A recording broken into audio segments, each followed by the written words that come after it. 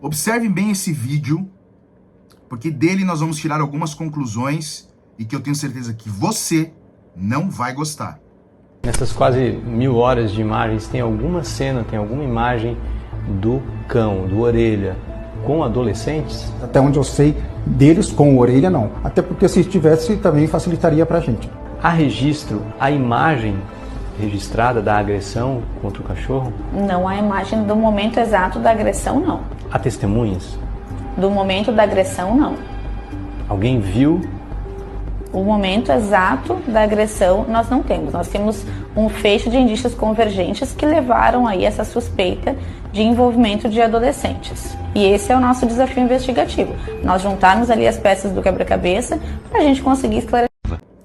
Olha só, em coletiva de imprensa, essa mesma delegada, ela disse que não havia o tal vídeo que filmava as agressões, que esse vídeo era falso, não existia, mas que existia uma foto que foi tirada pelo vigia, que estava lá o porteiro, e essa foto continha os adolescentes criminosos e o cachorro.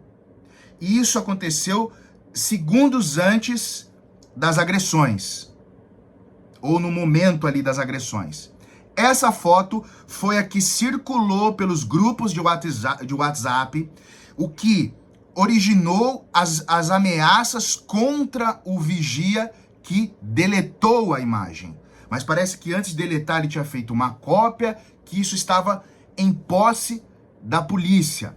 E na mesma coletiva, a polícia disse que havia outros elementos probatórios, como filmagens de outras câmeras de outros locais. Tanto é que fala aí na reportagem, mais de 1000 horas de gravações. Havia também testemunhas que davam conta de que os 4 criminosos praticaram a tal conduta delituosa. Agora, isso que vocês assistiram passou no Fantástico. O que está se desenhando? Aqui eu não vou fazer, aliás, eu vou deixar aqui uma ressalva, que é uma conclusão que eu estou fazendo a partir das coisas que eu estou assistindo. Pode mudar no curso da investigação? Pode. Mas se eu ficar apenas com essa mensagem, aliás, com essas 2 mensagens dadas por esses 2 delegados, eu vou chegar à seguinte conclusão. Acompanhe o raciocínio comigo e vejam se eu estou equivocado. Polícia Civil do Estado de Santa Catarina, dito pelo seu chefe, pau que bate em Chico, também bate em Francisco. Será? Vou explicar. Olha só, para que haja um crime, aliás, para que alguém seja considerado, que seja condenado por um crime, 2 elementos precisam existir de forma concomitantes: a autoria do crime e a materialidade do crime. Eu sei que em alguns casos a materialidade não necessariamente seja o corpo físico de alguém, um objeto, eu olhar para o objeto que sumiu. Pega o caso da Elisa Samúdio. Ela nunca apareceu, mas os envolvidos foram condenados. Porque havia... primeiro, o desaparecimento dela era um indício fortíssimo, e outros elementos, testemunhas, etc., que davam conta que aquele corpo sumiu em razão de um processo de ocultação de cadáver. Perfeito? Então, há algumas exceções. Mas, em regra, é isso. Autoria e materialidade. Autoria é a prova de que o crime ocorreu. Pode ser feito por perícia, imagem, etc. No caso do cão Orelha, teve atendimento a ele. Então, você tinha ali o cão Orelha todo desfacelado, certo? Que foi, inclusive, sacrificado por conta das agressões que ele sofreu. Portanto, a materialidade está confirmada. E aí nós temos a autoria, que é a prova que determinada pessoa foi quem praticou o crime. É um vínculo subjetivo. O que eu quero... subjetivo e objetivo. O que eu quero dizer com isso? É o agente que pratica porque quer o fato criminoso. Certo? É aí que está o ponto. O que está se desenhando, ao que tudo indica, é o seguinte. Se eu excluir, aliás, se eu chegar à conclusão que não há nenhuma prova que liga os adolescentes, que ligam os adolescentes ao crime, isto é, a prática de maus tratos ao animal, ao cão-orelha, ao assassinato do cão-orelha, eu não tenho uma condenação. Eles vão falar para mim, mas Fábio, se eles forem condenados, eles serão, sim, serão julgados. Claro que pode acontecer deles cumprirem uma determinada penalidade, sanção, fora daquele Instituto Casa, né, que é a antiga FEBEM. Mas também pode ir para lá. Mas onde eu quero chegar com isso? Se eu não tenho a autoria, ou seja, nenhuma prova que liga os indivíduos lá, os criminosos, ao crime, à materialidade, eu não tenho uma condenação. Eu tenho uma absolvição por ausência de prova. Certo? A materialidade do crime, ela é fundamental. Aliás, a materialidade não, a autoria do crime é fundamental. E o juiz pode julgar conforme o artigo 386, inciso 7º do Código de Processo Penal, dizer que não existe prova suficiente para condenação.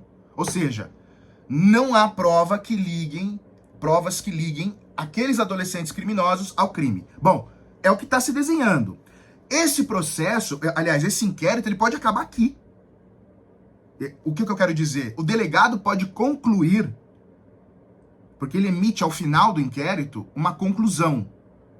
E essa conclusão ele pode dizer, olha, embora tenha havido crime, embora circulou na internet que esses 4 praticaram o crime, não há testemunha, não há vídeo, não há foto, não há nenhum indício nenhum tipo de prova que ligue eles ao crime.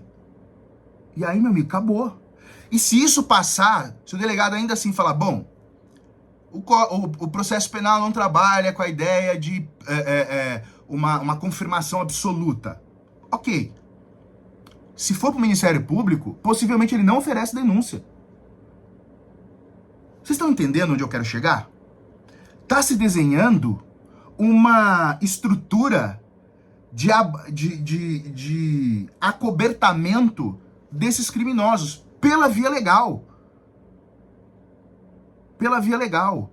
Você manipula todo o cenário para que não haja nenhuma prova contra eles, que constitua a autoria do crime, perde um elemento fundamental para que haja condenação. Parece que é isso que está se desenhando. Quero crer que não. Quero crer que não. Quero crer que existam outras provas, ou que elas existirão durante este inquérito, que consiga minimamente criar um liame causal entre a conduta e o crime. E da conduta eu consigo estabelecer quem a fez. Porque esse será um dos casos mais bizarros, porque o que as pessoas poderiam se perguntar nesse exato momento é, peraí, Fábio, peraí, vamos pôr a bolinha no chão aqui. Se não tem nenhuma prova que liga esses adolescentes criminosos ao crime do assassinato do cão-orelha, como isso tomou proporções gigantescas nas redes sociais? Esse é o ponto. Porque o que está havendo em curso nesse exato momento é uma operação coordenada para a eliminação de provas. Eu quero crer verdadeiramente que em Santa Catarina a Polícia Civil haja diferente. Haja com seriedade e profissionalismo. Eu quero acreditar nisso. Embora, depois dessa entrevista, eu realmente estou preocupado. E acredito que você também, ao ver esse tipo de reportagem, fica com uma pulga atrás da orelha, um baita ponto de interrogação com relação a um acobertamento de um crime tão horrendo. Porque, veja, eu tava discutindo hoje com um colega dizendo, não, já é grave matar um animal. Mas eles não só mataram um animal, eles torturaram esse animal. Teve requintes de crueldade. Teve ali um sadismo a elevada 90ª potência. E isso não pode ficar impune. É bem possível que a sociedade vá fazer justiça com as próprias mãos. E neste caso, contrariando todos os meus princípios, eu diria, faz sentido a sociedade fazer justiça com as próprias mãos. Polícia Civil, compartilhem esse vídeo, gente. Que chegue aos responsáveis. Polícia Civil, nós estamos de olho no trabalho de vocês.